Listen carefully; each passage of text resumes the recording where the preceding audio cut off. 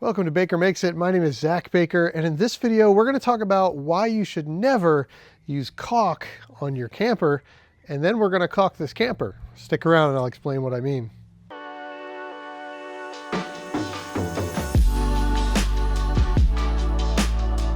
Okay, so the consequences of my own actions have snuck up on me on this project. If you've been following along, it's been a long, wild ride, but we've been restoring this 70s Holiday Rambler travel trailer. That process started as stripping the paint. It ended up gutting the whole thing, taking the body off the frame, building a new frame, painting it, and now we're starting to put it back together. I just had this thing insulated in the last video, and I said that this video was going to be plywood, but I discovered some leaks. We had some really big storms, and I ended up with quite a bit of water piling up in the back right corner of this thing, which is the way it's sloped where it's parked right now. I don't have it perfectly leveled. And so in the process of troubleshooting this, I eventually came to the conclusion that I was leaking water at all of the seams. The seams on this camper are aluminum that are overlapped, where the top is overlapped onto the bottom. And then there are just hundreds and hundreds of holes that hold a little strip on with a cover. Now, when I took this thing all apart, I took all those strips off and I put butyl tape behind it. And most people will tell you that butyl tape, which is this, is the correct way to seal one of these. And now butyl tape, it's butyl rubber, and it comes in different thicknesses, different colors. This particular one is like 1 inch by 1/8 inch or something. And it's very stretchy, and it stays stretchy and flexible for many, many years, which is why it's a great choice for something like this, whereas caulk a lot of the times will dry out, it will crack, it'll just not last quite so long. So as I took everything apart, there's butyl tape behind the windows, there's butyl tape behind the lights. Every single thing that has a hole has butyl tape behind it. However, we're still getting leaks. And the one thing I didn't do was I didn't take the sheet metal off the frame and seal behind the sheet metal and underneath the seams. And I think that has come back to bite me here. Although I'm not sure I would do this differently if I was going to do it again, because the amount of work that would have added in taking all that sheet metal off just to seal that, I don't think it was worth it. And that's what has gotten us to where we are today. That leak that I had determined was leaking through the screw holes or through behind one of the trim strips that maybe wasn't quite fully pushing the butyl tape. We just started caulking and caulking and caulking and just caulking different spots. And finally that solved the problem. So before I start the inside, what I want to make sure we do is that we go around and we caulk all the seams on the outside. As part of that though, we've got a few seams that, or a few trim covers I should say, that just don't want to stay on. They're either bent from when they came off, or when I put seam sealer on top of the trim, it just didn't leave enough for the cover to snap on. So I'll show you what I mean here, but I've been debating, how do we want to attach those? Do we want to put screws in them? Do we want to rivet them? I think I'm going to rivet them.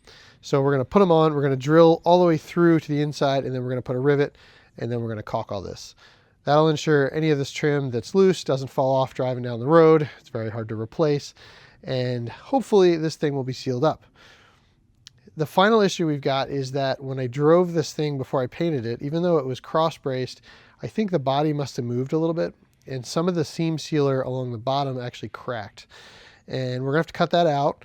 And there is butyl tape under it, but we're gonna cut that out, and then we're gonna come back with a metallic silver caulk and run across the top of that. We're gonna use a silicone for that. I hate silicone, but it's the only thing I was able to find that's gonna cover where the paint is gonna get damaged from the seam sealer coming out. And then for the rest, we're gonna use clear Lexel and just get everything a good solid bead of caulk. All right, we're gonna start here because this is one of the worst spots. We've got cracked seam sealer along the bottom. We've got a piece of trim that doesn't want to stay on. I tried to caulk it on and hold some weight against it, and that didn't do the trick, so we gotta cut that out. And like the front of this trim is not fully attached, so we're gonna rivet that. We're gonna rivet the front of this trim. We're gonna cut all this out of here, and then we'll come back and caulk it all. And then we're just gonna work our way around. You know, I've got one piece of trim laying on the ground here that goes right here. That popped off. So it's just a lot of stuff like that we need to get back on. Anything that's loose, get a rivet or a screw in and start sealing this up. All right, we've reached a point where all the loose pieces are now attached. They all have rivets in them. That worked pretty well. It pulled them in nice and tight. I don't love that we introduced more holes in the side, but it is what it is. We're gonna caulk along the tops, and hopefully we'll have less water coming in than we would have before. And we know all that trim's gonna stay on this thing driving down the road. As you can see behind me, we still have direct sunlight on this thing right now, and it's about 60 degrees out, which isn't too hot, but it's hot enough that with that sun, it's going to be hard to caulk.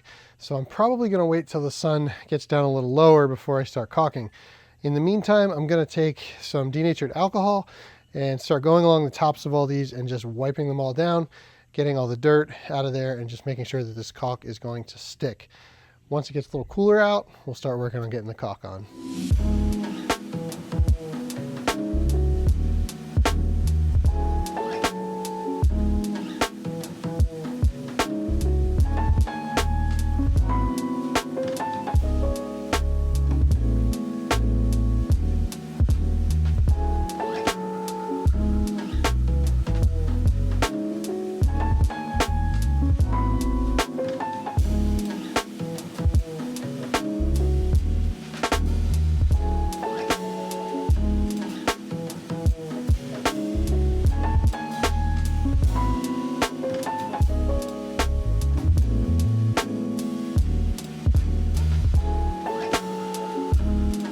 Okay, the Lexcel's had a chance to dry for a couple weeks, so now we're going to switch to our silicone.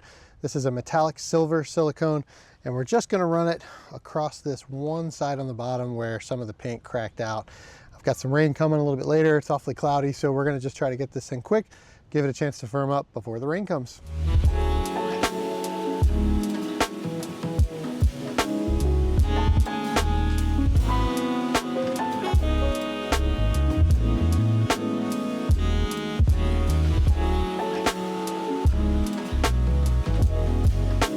All right, that's going to be it for the caulking. Already this is sealed up the inside. We're not getting any more water in there.